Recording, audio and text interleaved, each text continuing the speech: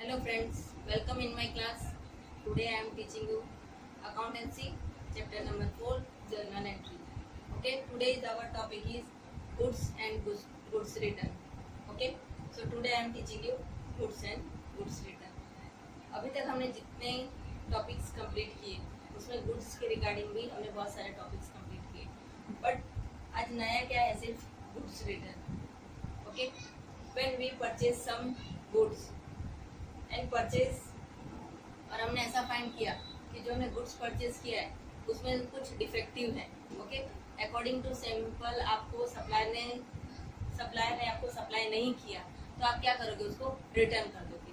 तो जब आप रिटर्न करते हो तो goods goes out from your business.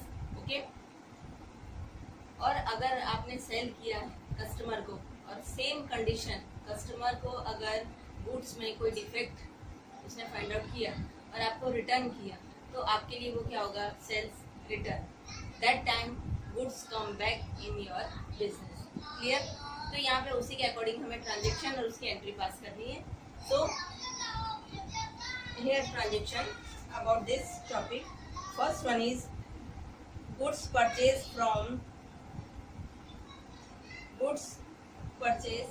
From Mathura traders amount 5000.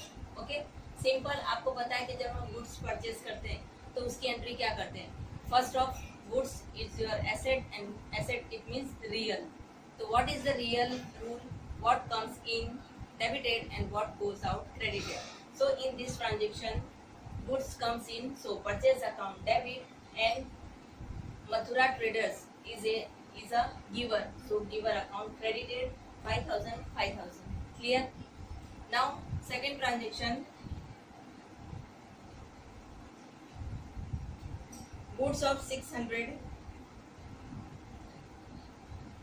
Next transaction is what, goods of rupees 1600 return to Mathura traders. देखो यहाँ पे क्या हो रहा है, फर्स्ट ऑफ हमने 2014 अप्रैल 3 परचेज किया था गुड्स 5000 का. अब यहाँ पे क्या हो रहा है, Mathura traders is a giver. वो हमें क्या कर रहा है, गुड्स रिटर्न, हम रिटर्न कर रहे हैं मथुरा ट्रेडर्स को. ओके, तो यहाँ पे गुड्स हम क्या कर रहे हैं, goods goes out from business but this is a old goods. तो हम गुड्स रिटर्न करेंगे और यहाँ पे रिसीवर कौन है, पहले रिसीवर मथुरा ट्रेडर्स था बट यहाँ पे रिसीवर है Mathura traders. Okay, so Mathura traders account debit to purchase return. यहाँ पे हमने परचेज अकाउंट डेबिट किया था because goods comes in business but from for this transaction purchase goes out from the business, so purchase return account credit. Clear? Amount 1600.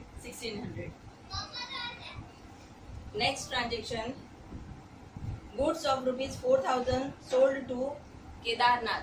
देखो ये दोनों transaction purchase के थे, परचेज और परचेज रिटर्न. अब next है केदारनाथ को हमने सोल्ड किया. So receiver is a Kedarnath, so Kedarnath account debit to goods goes out from business, so sales account credit 4000. Clear? Now next transaction, half the good return back from Kedarnath. Kedarnath को जो हमने यहाँ पे सोल्ड किया था अमाउंट कितना था, 4000. अब उसका हाफ अमाउंट केदारनाथ ने रिटर्न किया. ओके, तो goods comes in business, so sales return account debit and Kedarnath account credit. Amount half करना है, सो 4000 का half amount 2000. Clear? Next transaction is furniture of rupees 3000 purchase from Bansidhar furniture mart. देखो यहाँ पे एसेट हम परचेज कर रहे हैं, furniture it means our asset. Okay, so what comes in the business, asset. So asset account here given furniture name, so furniture account debit 3000 to कहाँ से purchase किया है. अगर इस ट्रांजेक्शन में अगर कैश वर्ड यूज किया होता तो हम यहाँ पे क्या लिखते हैं, कैश अकाउंट. बट यहाँ पे पर्सन नेम गिवन है, so to Bansidhar furniture mart account credit 3000. Okay, now total is 15600. Clear? Okay, this sum about purchase return, sales and sales return.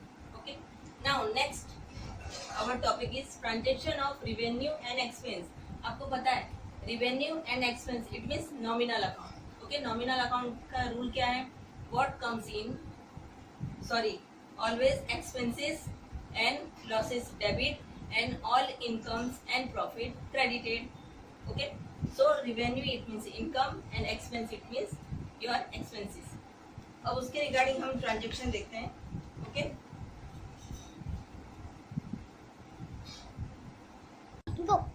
here first sum recorded the following transaction in the journal of Ashok. Okay, Parekh, 2014 April, date 1st. Okay, second is wages of 200 and carriage of rupees 100 paid in cash. Simply wages and carriage आपने paid किया है, it means expense is what? wages.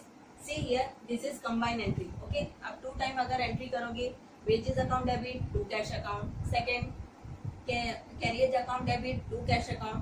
Okay, इससे better है 2 expenses are debited and cash account credit, sum of 2 expense. Clear? So see here, wages account debit 200, carriage account debit 100, to cash account, total of this 300. Clear? Next, commission received rupees 800. Here we received commission, it means our income.